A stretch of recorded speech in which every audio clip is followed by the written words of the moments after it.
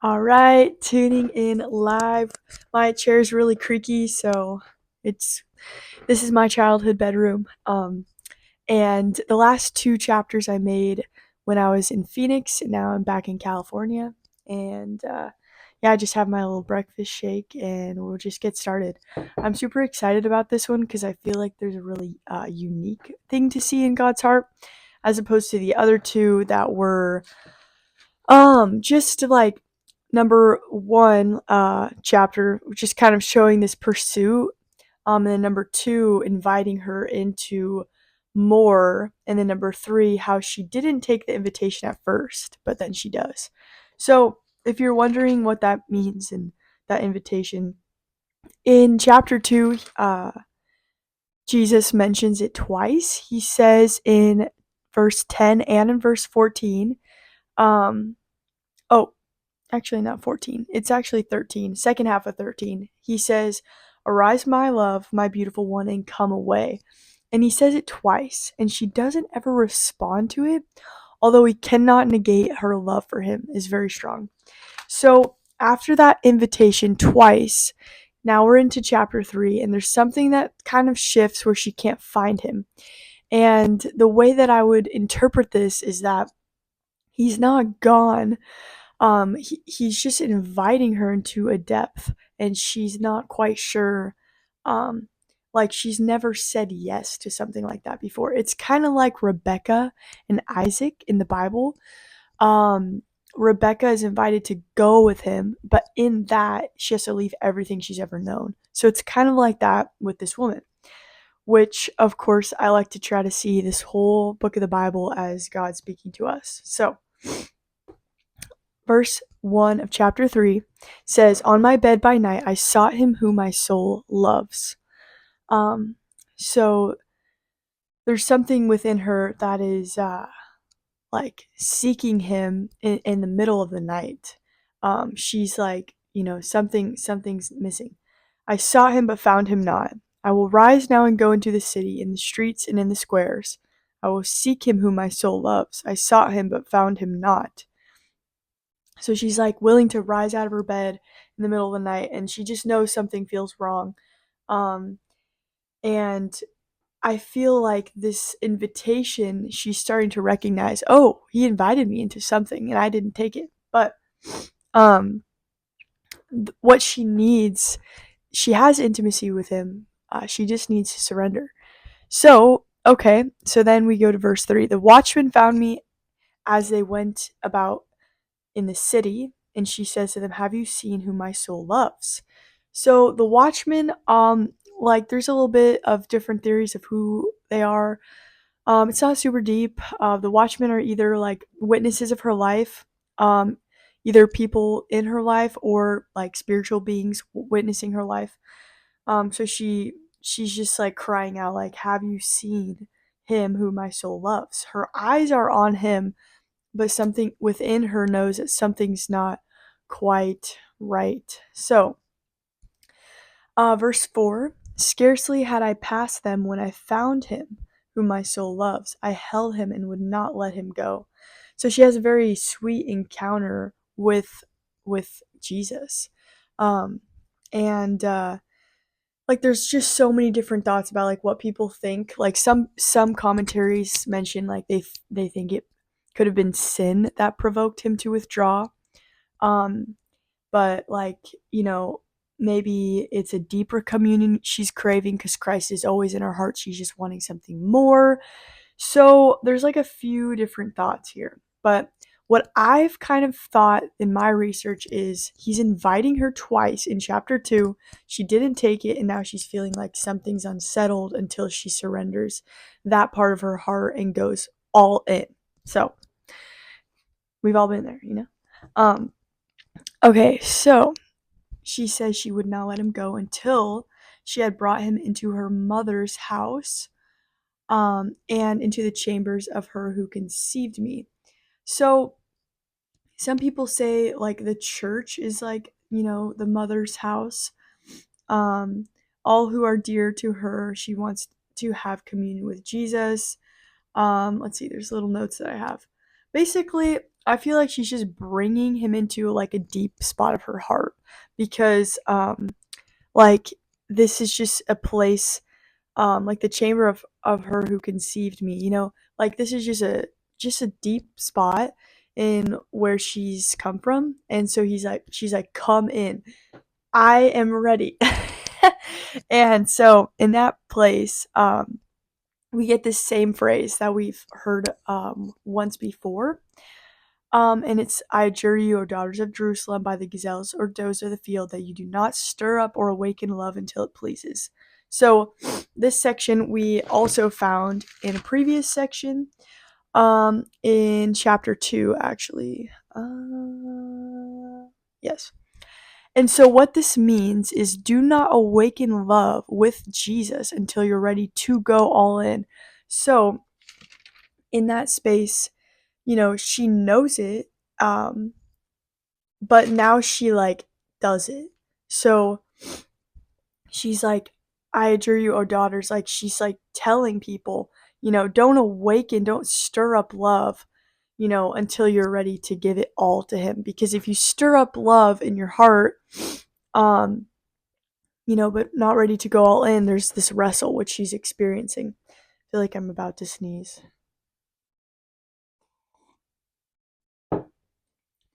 Oh no, it's coming soon. Anyways, we're getting to the second section now. So it's just like really, really cool details in this next section of like, whoa, something's happening in her heart after she goes all in. She finds him in verse 4. She holds him, does not let him go, and she lets him into a deep chamber of her heart, and she's ready to go all in. Meaning, there's action. The action is what enables us to like know that we've gone with him, we've given up everything, like we're willing to go anywhere. And that's what she does. So in verse 6, so it says, what is that coming up from the wilderness like columns of smoke? So this is loaded here. So basically, let's see, I have some notes here.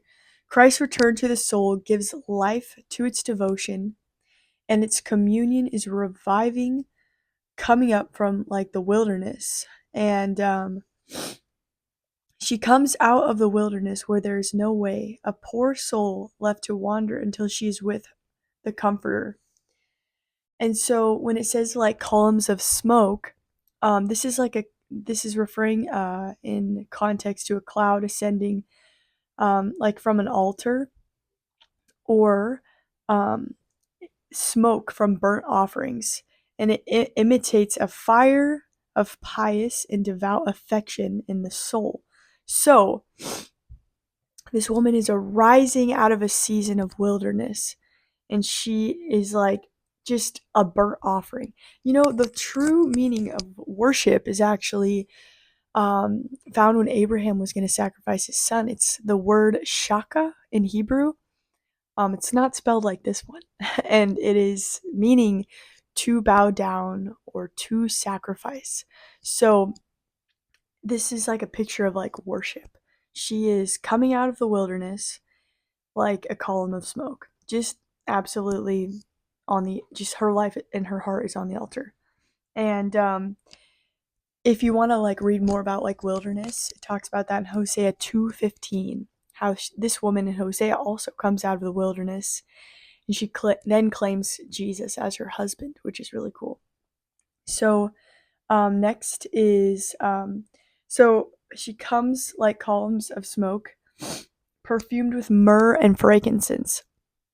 So this section, I wrote down that she's replenished with the graces of God's Spirit, which are sweet spices, holy incense kindled toward Jesus' return. So she's coming out, after sacrifice, but she's just covered in the aroma of Christ.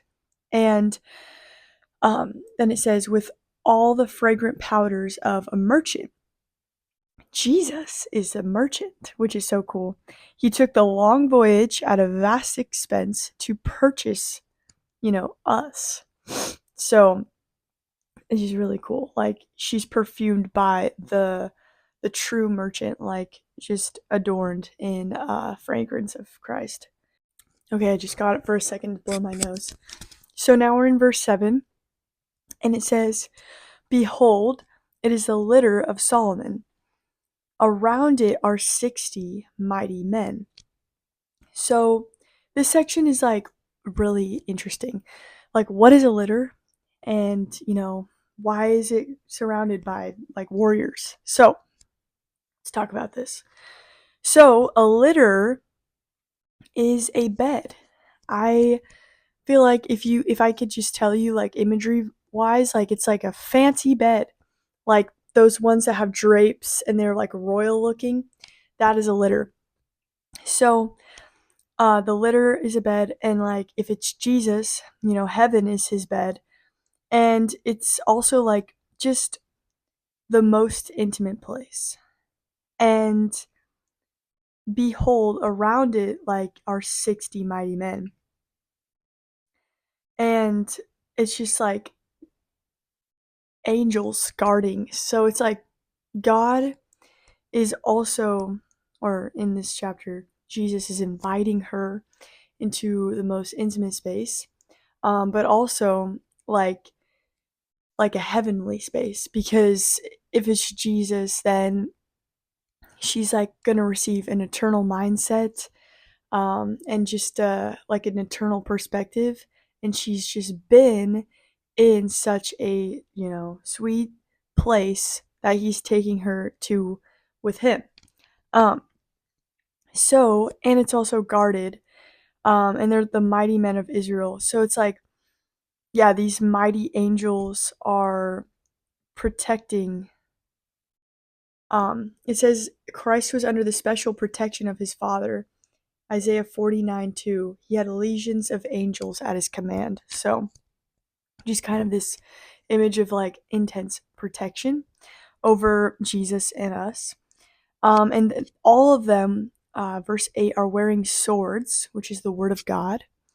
And they're experts in war, in spiritual war. So these are like just when we're going, giving our hearts to Jesus, and he's taking us into like, his a space with him, like we're also covered. So when we're out of the covering of God, we're in a dangerous space. When we're under the covering of God, such as the litter of Solomon, his space, we are surrounded by angels, and they're experts in war, spiritual war, and they're all carrying the sword of the spirit. It's pretty cool. So, um, each sword at his thigh against the terror by night. So, um, yeah, like it's just cool. Royalty needs more covering, especially at night. Defenses are down, so they're covering, our relationship with God even in the night. Like even in the night, we are protected from the enemy. So cool. Um, and so now we're on to verse 9. It says, King Solomon made himself a carriage from the wood of Lebanon. Verse 10, he made its posts of silver, its back of gold, its seat of purple. Okay, so let's talk about this here. So we're kind of going into this like interesting section of like how um, each part of the interior is like has a meaning. So the wood of Lebanon, um, this is a very strong wood. It cannot be shaken. It cannot rot. It's just strong. He made its posts of silver. It says in Psalm 12:6, the word of the Lord are pure words as silver purified 7 times. Pretty cool. And then its back of gold, its seat of purple. Um, and so like it's just showing how like it just keeps getting better. Like the purple symbolizes the blood of the covenant. I don't know if you knew that. That's kind of cool. So it's like interesting. It's like silver is better than cedar, and then gold is better than silver, and then love is better than gold. So it's like, wow, I want you to join the most intimate parts of my life is basically what he's saying. And like it just gets better as you get deeper. Super cool. So it's like wood, the cedar wood. Now let me give you silver. Now let me, show you gold. Now, like, what is better than all of them is love. And the love is, like in verse 10, after it says the sea of purple, it says its interior was inlaid with love, which is just super beautiful. So yeah, in the deepest part, they're in love. Um, so by the daughters of Jerusalem, go out, O daughters of Zion, and look upon King Solomon. So she's just kind of like, you know, she's testifying. Look on Jesus. Look at him. Like it's all about looking at him. And so that's like what she speaks out. Um, and so then it says, so verse 11, go out, O daughters of Zion, and look upon King Solomon with the crown with which his mother crowned him, which is so unique because God crowned Jesus, declaring he was well pleased. So, just really cool. And then it says, lastly, on the day of his wedding, on the day of gladness of his heart. So this is like coronation day in our soul. And like this section right here just shows like covenantal love. And like then they're carried away in that love, riding in triumph in like that litter of Solomon. The in the Bible, like a king would sit on the litter, like his bed, but it's like a fancy bed. So you'll have to maybe look up a picture of like what is a royal litter, and it's spelled like, I'm pretty sure it's spelled like a cat litter box, but it's definitely a different type of thing.